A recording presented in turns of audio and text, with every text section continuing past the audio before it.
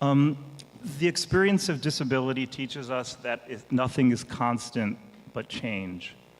4 years ago, I presented an idea for a book of creative nonfiction called Genkan Entries into Japan at the retreat.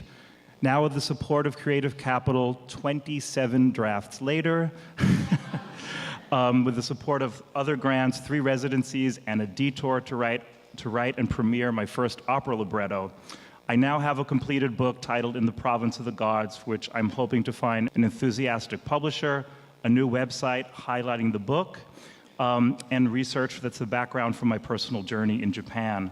I'm also looking for a research library that will house my extensive papers because I've been at the forefront of disability culture in the United States and perhaps the world for the past 2 decades.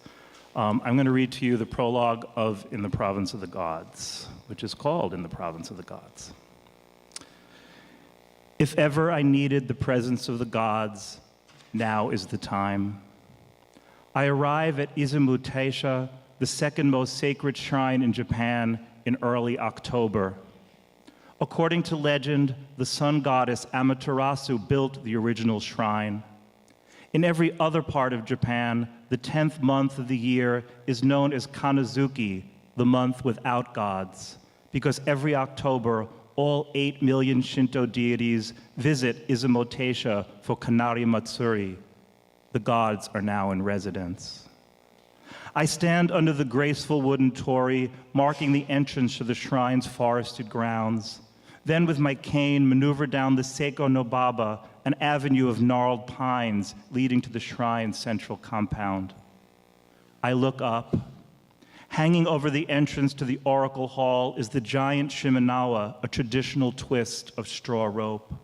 The sculpture of straw is immense, 5 thick twists clinging with the assistance of 6 roped rings to a large wooden rod the same color as the straw, which itself is attached by 4 thinner roped rings to a dark brown wooden beam. Descending from the 3 largest twists are 3 cone-shaped bells. I reach for one of the twists and ring the bell. Ringing the shrine bell announces a visitor's presence to the resident deity. The gods now know I am here. Ever since my doctor told me what I did not want to hear, all I can think is, I don't want to die. I pull the rope and ring the bell again, this time louder, the echo reaching toward the Handen, the inner shrine directly behind the oracle hall.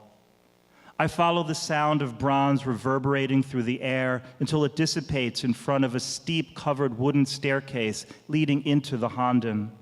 The present structure, with its projecting gray wooden rafters shooting out of the roof, is in its 25th incarnation. Only half as high as its pre-Buddhist original, at 24 meters, it is still the country's tallest shrine. Entrance into the Handen is allowed only during special ceremonies. Lafcadio Hearn, one of the first expatriate writers to live in Japan, lived only 33 kilometers away in Matsue. He was the first foreigner granted the privilege to enter the Handen. I peer through the 8-legged east gate, decorated with unpainted wooden carvings and bouquets of gohei, lightning-shaped white paper hung at Shinto shrines to ward off evil spirits, and look into the Holy of Holies hall, where only the head priest can go. I reach in my pocket for a particular coin. 2 months ago, I found a penny in the hospital room where the man in the bed next to me died. Coins have taken on a larger meaning. I close my eyes and pray for what I know might be possible, to see the best way through this, to find a way to live with the ever-present knowledge of death as my constant companion. I bow and clap and throw the coin into the offering box. My prayers are urgent. The coin at the bottom of the wooden box could be my soul. I hear the coin rattle to the bottom of the box. I think how I first came to Japan to study the lives of disabled people in Japan. Ian was supposed to accompany me, but by the time I arrived in Japan, circumstances had changed. During my first day in Japan, my research proved fitful, difficult. Instead, single for the first time in 18 years, I discovered not only things about this foreign culture, but also new ways to see my different body and myself. Now, on my second visit, circumstances have changed yet again.